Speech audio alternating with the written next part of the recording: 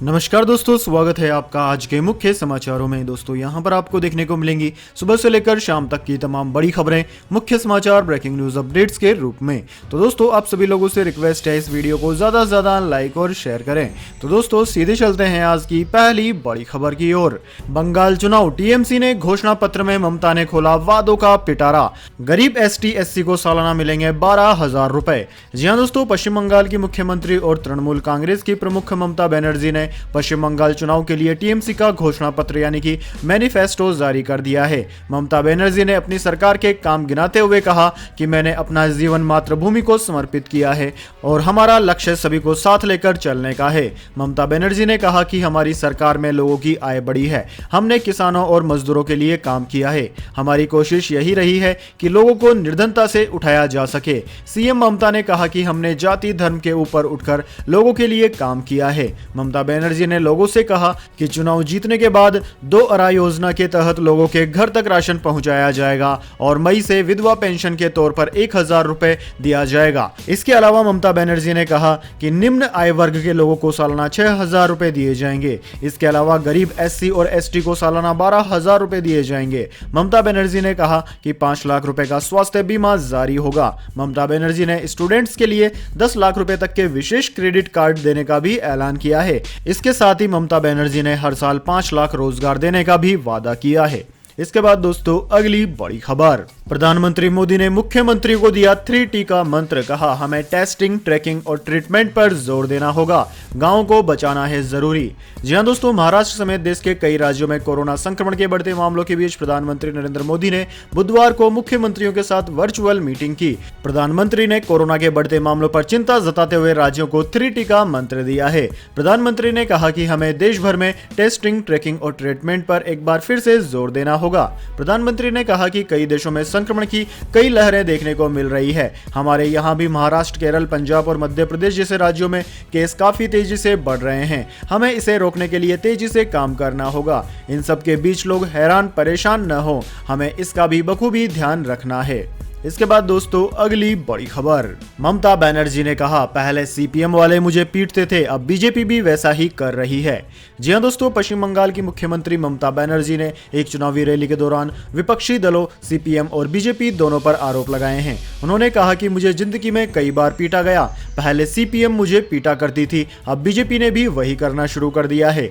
CPM के लोग अब बीजेपी में तब्दील हो गए हैं। इसी बीच कुछ षड्यंत्रकारी और लालची लोगों ने भी बीजेपी ज्वाइन की है। दोस्तों आपकी जानकारी के लिए बता दें, कुछ ही दिनों पहले ममता बनर्जी पर नंदीग्राम में हमला हुआ था। इसे लेकर राज्य की राजनीति में खूब आरोप प्रत्यारोप हुए। ममता की तरफ से उन पर हमले को लेकर षड्यंत्र की आशंका जाहिर की गई थी। इससे पहले मंगलवार को ममता बनर्जी ने एक चुनावी रैली में दावा किया कि अमित शाह चुनाव आयोग के डेली रूटीन में दखल दे रहे हैं। एक रैली में ममता बनर्जी ने कहा कि क्या गृह मंत्री देश को चलाएंगे या यह तय करेंगे कि किसकी गिरफ्तारी होगी या किसकी पिटाई होगी, या वह यह तय करेंगे कि कौन सी एजेंसी किसका पीछा करेगी। दोस्तों ममता बनर्जी ने बांकुरो में अपनी सार्वजनिक रैली के दौरान दुर्गा पाठ किया। ममता ने दावा किया कि केंद्र ने कोरोना आनन फानन के वक्त बंगाल की मदद नहीं की, बंगाल में बाहरी गुंडों को चुनाव नहीं लड़ने देंगे। बीजेपी बाहुबल के दम पर बंगाल चुनाव जीतने की कोशिश कर रही है।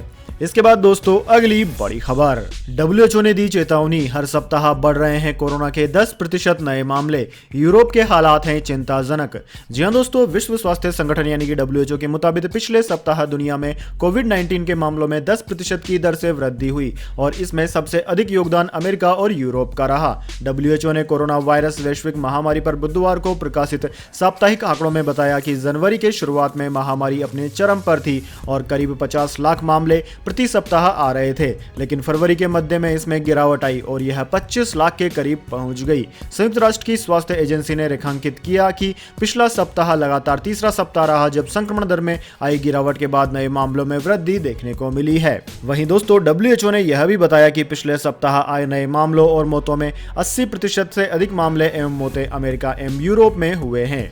इसके बाद दोस्तों अगली बड़ी खबर, बंगाल बीजेपी में बगावत, बंगाल में सांसदों और केंद्रीय मंत्रियों को टिकट देने से कार्यकर्ता नाराज, कई जगह प्रदर्शन पत्थरबाजी, अमित शाह ने प्रदेश अध्यक्ष को रात में ही दिल्ली बुलाया। जी हां दोस्तों, पश्चिम बंगाल विधानसभा चुनाव में 200 सीटें जीतने का दावा करने वाली भाजपा में पार्टी के भीतर ही बगावत शुरू हो गया है। कैंडिडेट्स की दूसरी सूची जारी होने के बाद कोलकाता समेत पूरे प्रदेश में पार्टी के कार्यकर्ता विरोध प्रदर्शन कर रहे हैं, बड़े नेताओं को घेर रहे हैं। कई जगह पत्थरबाजी और चप्पल फेंकने जैसी घटनाएं भी हुई है। विरोध को काबू में करने के लिए गृह मंत्री अमित शाह ने सोमवार रात अपने सभी कार्यक्रम रद्द कर प्रदेश अध्यक्ष दिलीप घोष और अन्य नेताओं के साथ बैठक की थी, लेकिन मंगलवार को भी भाजपा के हेस्टिंग स्थित कार्यालय के सामने कार्यकर्ताओं ने प्रदर्शन किया। इसके बाद केंद्रीय नेतृत्व ने दिलीप घोष, मुकुल राय सहित अन्य नेताओं को मंगलवार रात दिल्ली बुला लिया। इसके बाद दोस्तों अगली बड़ी खबर, मेघालय के गवर्नर सत्यपाल मलिक ने कहा, अगर केंद्र को लगता है मैं नुकसान कर रहा हूं तो गवर्नर पद छोड़ दूंगा, फिर भी बोलूंगा। जी हां दोस्तों, किसानों के आंदोलन के मुद्दे पर मुखर होकर अपनी बात रखने वाले मेघालय के गवर्नर सत्यपाल मलिक ने दो टूक लहजे में कहा है कि अगर सरकार को लगता है कि मैं उनका नुकसान कर रहा हूं तो मैं हट जाऊंगा और अपनी बात बिना गवर्नर रहते हुए रखूंगा। एनडीटीवी के साथ एक्सक्लूसिव इंटरव्यू में मलिक ने कहा कि आंदोलन के दौरान करीब 250 किसानों की मौत से मैं बहुत दुखी हूं। उन्होंने कहा कि मुझे गवर्नर पद छोड़ने में कोई भी समस्या नहीं है। एनडीटीवी संवाददाता सौरभ शुक्ला ने सत्यपाल मलिक से बात की। इस दौरान उन्होंने बेबाकी के साथ जवाब दिए। सत्यपाल मलिक ने कहा कि अगर सरकार को लगता है कि मैं उनका नुकसान कर रहा हूं तो मैं हट जाऊंगा, बिना गवर्नर रहते हुए बोलूंगा। जब कुतिया मर जाती है तो भी संवेदना प्रकट की जाती है और यहाँ तो 250 किसान मरे हैं, किसी ने कोई संवेदना व्यक्त नहीं की। दरअसल जो सरकार का नुकसान चाहते हैं वो ही नहीं चाहते कि हल निकले। अगर ये आंदोलन ऐसे ही चलता रहा तो दीर्घ काल में बीजेपी को पश्चिम उत्तर प्रदेश, राजस्थान और हरियाणा में बहुत नुकसान होगा। इसके बाद दोस्तों अगली बड़ी खबर, पाकिस्तान की इमरान खान सरकार को सुप्रीम कोर्ट की फटकार, कहा वे देश चलाने में है असमर्थ।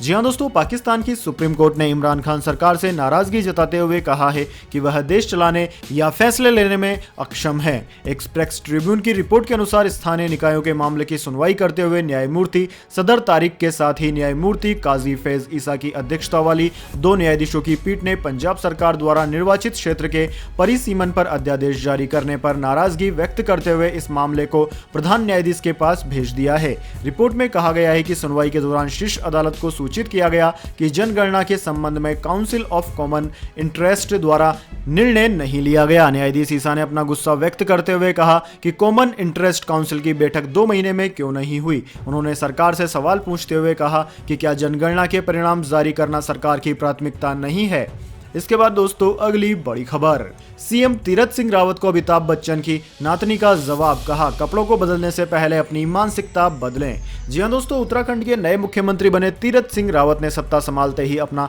पहला विवादित बयान दे दिया है। मंगलवार को बाल अधिकार संरक्षण आयोग की एक कार्यशाला का उद्घाटन करते हुए सीएम ने महिलाओं के कपड़ों को लेकर एक ऐसा बयान दे दिया कि बड़ा बवाल खड़ा होता दिख रहा है। उनकी नजरों में महिलाओं का फटी जींस पहनना संस्कार नहीं है। बीजेपी सीएम ने कहा कि आजकल महिलाएं फटी जींस पहनकर चल रही है, क्या ये सब सही है? ये कैसे संस्कार हैं? बच्चों में कैसे संस्कार आते हैं? ये अभिभावकों पर निर्भर करता है। वहीं सीएम ने उस बयान के साथ ही कुछ महिलाओं पर पश्चिमी सोच से ज्यादा प्रभावित होने वाला बयान भी दे दिया। अब उसी विवादित बयान पर मेगा स्टार अमिताभ बच्चन की पोती नाव्या नवेली नंदा ने मुंह तोड़ जवाब दिया है। उन्होंने सीएम को अपनी मानसिकता बदलने की नसीहत दे डाली है। इसके बाद दोस्तों अगली बड़ी खबर, शेयर बाजार में बड़ी गिरावट, सेंसेक्स 562 अंक तो निफ्टी 179 अंक गिरा, निवेशकों के डूबे 3.5 लाख करोड़।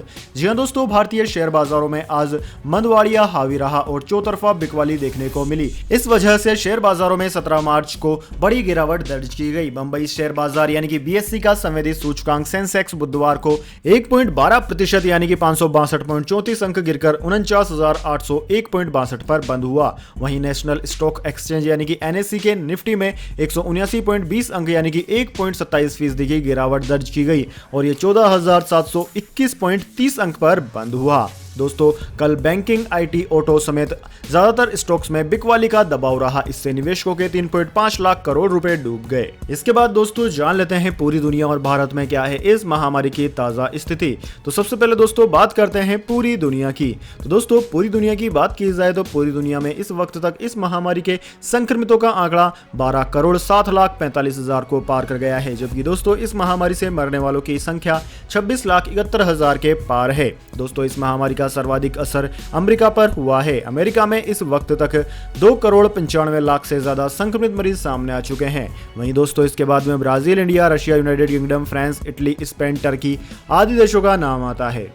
इसके बाद दोस्तों बात कर लेते हैं क्या है भारत के हालात। लेकिन उससे पहले मेरी दोस्तों आपसे एक छोटी सी रिक्वेस्ट है, अगर आपको अभी तक हमारी न्यूज़ पसंद आई है तो इसे एक छोटा सा लाइक जरूर दे दें, और अगर आपको पसंद नहीं आई है तो बेशक आप डिसलाइक भी कर सकते हैं। लेकिन दोस्तों लाइक और डिसलाइक जरूर कीजिए, क्योंकि दोस्तों यही हमारी मेहनत का फल होता है और इसी से हमें पता चलता है कि आपको हमारी वीडियो पसंद आ रही है या नहीं। तो दोस्तों जल्दी से जान लेते हैं क्या है भारत के हालात। तो दोस्तों भारत में इस वक्त तक इस महामारी के संक्रमितों का आंकड़ा 1,14,38,000 को पार कर गया है, जबकि दोस्तों मरने वालों की संख्या 1,59,000 के पार है। भारत में सर्वाधिक प्रभावित राज्य की बात की जाए तो महाराष्ट्र अव्वल है। महाराष्ट्र में इस वक्त तक 23,47,000 से ज्यादा संक्रमित मरीज सामने आ चुके हैं। वहीं दोस्तों भारत में कुल मरीजों का 60% एक्टिव केस महाराष्ट्र में ही है। इसके अलावा दोस्तों केरला, कर्नाटक, आंध्र प्रदेश, तमिलनाडु, दिल्ली, उत्तर प्रदेश, वेस्ट बंगाल, उड़ीसा, राजस्थान भी इस महामारी से सर्वाधिक राज्यों की सूची में टॉप पर हैं। इसके बाद दोस्तों अगली बड़ी खबर, कोर्ट ने कहा बैंक फ्रॉड के लिए बैंक दोषी नहीं, इसलिए नुकसान की जिम्मेदारी भी नहीं। जी हां दोस्तों, धोखे से खाते में से पैसे निकालने जैसे बैंक फ्रॉड के लिए बैंक दोषी नहीं है। ऐसी गलती उपभोक्ता की वजह से होती है तो उसके नुकसान की भरपाई के लिए बैंक जिम्मेदार नहीं है। दरअसल दोस्तों गुजरात के अमरेली की एक उपभोक्ता अदालत ने यह आदेश जारी किया है। अमरेली में उपभोक्ता विवाद निवारण आयोग ने धोखाधड़ी के एक पीड़ित को मुआवजा देने से इनकार कर दिया। पीड़ित के साथ 41,500 रुपए की धोखाधड़ी हुई थी। टाइम्स ऑफ इंडिया में प्रकाशित खबर के अनुसार अदालत का मानना है कि धोखाधड़ी व्यक्ति की अपनी लापरवाही के कारण हुई है, इसलिए बैंक की कोई जिम्मेदारी नहीं बनती है। यानी कि दोस्तों आपको भी इस बात के लिए तैयार रहना चाहिए और सचेत रहना चाहिए कि आपके साथ कोई बैंक फ्रॉड ना हो, क्योंकि इसके लिए बैंक जिम्मेदार नहीं है। इसके बाद दोस्तों अगली बड़ी खबर, एक्टिव ग्राहकों की संख्या में एयरटेल बना नंबर 1। 2.5 साल में पहली बार वोडाफोन आइडिया ने जोड़े ग्राहक। जनवरी में 17 लाख यूजर्स जुड़े। जी हां दोस्तों, फंड और ग्राहकों की दिक्कत से जूझ रही टेलीकॉम कंपनी वोडाफोन आइडिया के ग्राहकों की संख्या में 2.5 साल में पहली बार बढ़त हुई है। जनवरी में इसने 17 लाख ग्राहक जोड़े। अगस्त 2018 में वोडाफोन और आइडिया एक में मिल गए थे। इसके बाद ऐसा पहली बार हुआ है। वहीं दोस्तों आंकड़ों की बात की जाए तो आंकड़ों के मामले में जियो नंबर 1 है। जियो के कुल ग्राहकों की संख्या 41 करोड़ है, जिनमें से 79% एक्टिव ग्राहक है। वहीं दूसरे नंबर पर एयरटेल है। एयरटेल के 34.46 करोड़ ग्राहक हैं, जिनमें से 97.44% एक्टिव ग्राहक हैं। वहीं तीसरा नंबर वोडाफोन आइडिया का है। इसमें कुल मिलाकर 28.6 करोड़ ग्राहक हैं, जिनमें से 89.63% ग्राहक एक्टिव हैं। इसके बाद दोस्तों अगली बड़ी खबर, मौसम समाचार। जानिए अगले 24 घंटे और पिछले 24 घंटे के मौसम पूर्वानुमान। सबसे पहले दोस्तों बात करते हैं बीते 24 घंटों की। तो दोस्तों बीते 24 घंटों की बात की जाए तो पिछले 24 घंटों के दौरान मध्य प्रदेश में छिटपुट जगहों पर हल्की बारिश दर्ज की गई। देश के बाकी सभी भागों में मौसम मुख्यतः साफ और शुष्क बना रहा। पंजाब, पश्चिमी राजस्थान, हिमाचल प्रदेश, अरुणाचल प्रदेश, उत्तराखंड में अधिकतम तापमान सामान्य से 3 से 5 डिग्री ऊपर रहा। असम और मेघालय में भी कुछ स्थानों पर पारा सामान्य से अधिक दर्ज किया गया है। वहीं दोस्तों आगामी 24 घंटे की बात करें तो अगले 24 घंटों के दौरान गिलगिट, बाल्टिस्तान, मुजफ्फराबाद, जम्मू कश्मीर और लद्दाख हल्की से मध्यम बारिश के साथ कुछ स्थानों पर बर्फबारी की भी संभावना है। इसके अलावा दोस्तों पंजाब, हरियाणा और उत्तर प्रदेश के पश्चिमी हिस्सों में 1-2 स्थानों पर गरज के साथ बौछारें गिरने की संभावना है। वहीं पूर्वी राजस्थान में भी 1-2 स्थानों पर हल्की बारिश या फिर गरज के साथ बौछारें पड़ने की उम्मीद है। इसके बाद दोस्तों अगली बड़ी खबर, गोल्ड सिल्वर प्राइस टुडे। जानिए क्या है आज सोने चांदी की कीमतें। दोस्तों सोने की कीमत में लगातार आज बढ़ोतरी हुई है, जबकि चांदी में गिरावट देखने को मिली है। HDFC सिक्योरिटीज के अनुसार आज राष्ट्रीय राजधानी दिल्ली में सोना 60 रुपए बढ़कर 44,519 रुपए प्रति 10 ग्राम हो गया। वहीं दोस्तों चांदी की बात की जाए तो चांदी 200 रुपए गिरकर 66,536 रुपए प्रति किलोग्राम हो गई है। वहीं दोस्तों अंतर्राष्ट्रीय बाजार की बात करें तो दोस्तों इंटरनेशनल मार्केट में गोल्ड का भाव 1735 अमेरिकी डॉलर प्रति औंस, जबकि चांदी $26 प्रति औंस पर सपाट रही है। इसके बाद दोस्तों अगली बड़ी खबर, बढ़ने वाले हैं एसी फ्रिज एलईडी टीवी के दाम, मार्च में ही खरीद डालें इलेक्ट्रॉनिक सामान, अप्रैल से 20% बढ़ जाएंगी कीमतें। जी हां दोस्तों, गर्मियों की दस्तक के साथ ही अगर आप एसी फ्रिज कूलर टीवी वगैरह खरीदने का मन बना रहे हैं तो यह खबर आपके लिए काम की है। दरअसल दोस्तों कंपनियां 1 अप्रैल से एसी कूलर फ्रिज जैसे कई अप्लायंसेज के दाम बढ़ाने जा रही है। कच्चे माल की कीमतों में इजाफे के चलते यह बढ़ोतरी हो रही है। ऐसे में अगर आप अप्रैल से पहले यह खरीदारी करते हैं तो आपको थोड़ी कम कीमतें चुकानी होंगी। दरअसल दोस्तों एलईडी टीवी की कीमतें अप्रैल से बढ़ सकती है क्योंकि पिछले 1 महीने में open cell panel global market में 35% तक महंगे हो गए हैं। पैनासोनिक, हायर और थॉमसन जैसे ब्रांड की कीमतें बढ़ सकती है। आने वाले महीने में टेलीविजन की कीमतें 2000 से लेकर 3000 रुपए तक बढ़ सकती है। सप्लाई में कमी और अन्य कारणों से टीवी पैनल की कीमतें लगातार बढ़ रही हैं और दुगने से ज्यादा पहुंच गई है। वहीं कस्टम ड्यूटी में बढ़ोतरी, महंगे कॉपर, एल्युमिनियम, स्टील जैसे मटेरियल की वजह से इनपुट कॉस्ट बढ़ गई है। वहीं समुद्री हवाई परिवहन का किराया बढ़ने के कारण भी टीवी की कीमतें लगातार बढ़ रही है। यही सारे फैक्टर एसी और अन्य इलेक्ट्रॉनिक सामानों पर काम कर रहे हैं। इसके बाद दोस्तों अगली बड़ी खबर, one nation one ration card scheme, मेरा राशन ऐप हुआ लॉन्च, दूसरे राज्यों में भी मिलेगा राशन कार्ड का लाभ। जी हां दोस्तों, केंद्र सरकार ने एक मोबाइल ऐप मेरा राशन शुरू किया है। इससे उन लोगों को फायदा होगा जो रोजगार की तलाश में अपने राज्यों को छोड़कर दूसरे राज्यों में काम करने चले जाते हैं। दरअसल दोस्तों one nation one ration card योजना पर उपभोक्ता मामले, खाद्य एवं सार्वजनिक वितरण मंत्रालय के अंतर्गत खाद्य एवं सार्वजनिक वितरण सचिव ने मेरा राशन मोबाइल ऐप भी शुरू किया है। यह ऐप उन लोगों के लिए विशेष रूप से लाभकारी होगा जो अपनी आजीविका के लिए अपने घर से किसी अन्य स्थान पर जाते हैं।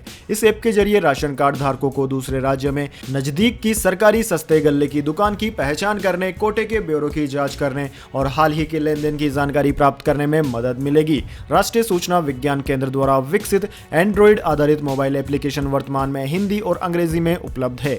धीरे धीरे इसे 14 अन्य भाषाओं में उपलब्ध कराया जाएगा। दोस्तों यह योजना आरंभ में 4 राज्यों में अगस्त 2019 में शुरू हुई और बहुत ही कम समय में दिसंबर 2020 तक 32 राज्यों और केंद्र शासित प्रदेशों में इसे लागू कर दिया गया है। बचे हुए 4 राज्यों और केंद्र शासित प्रदेशों असम, छत्तीसगढ़, दिल्ली और पश्चिम बंगाल में भी अगले कुछ महीनों में इसके लागू होने की संभावना है।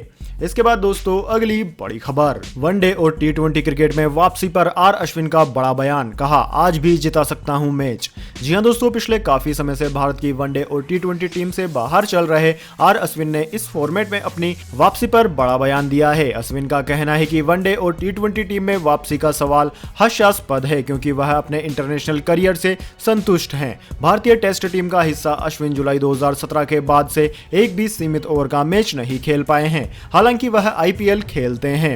इंडिया टुडे से बातचीत में आर अश्विन ने कहा कि कई बार ऐसा समय आता है जब आपको खुद से प्रतिस्पर्धा करनी होती है, लेकिन मैं अपने जीवन में संतुलन बनाना चाहता हूं और मुझे इस बारे में भी पता है कि खुद से कैसे प्रतिस्पर्धा करनी है। वहीं दोस्तों इंग्लैंड के खिलाफ हाल ही में टेस्ट क्रिकेट में अपने 400 विकेट पूरे करने वाले अश्विन ने कहा कि सीमित ओवर क्रिकेट में जब भी मौका मिलेगा वह मैच जिता सकते हैं। उन्होंने कहा कि अब मैं इस स्थिति में हूं कि जो मैच खेलने मैदान पर आऊं उस समय मेरे चेहरे पर मुस्कुराहट होनी चाहिए। तो दोस्तों यह थी आज की तमाम बड़ी खबरें। इसके बाद दोस्तों बारी आती है आज के माइंड क्विज क्वेश्चन की।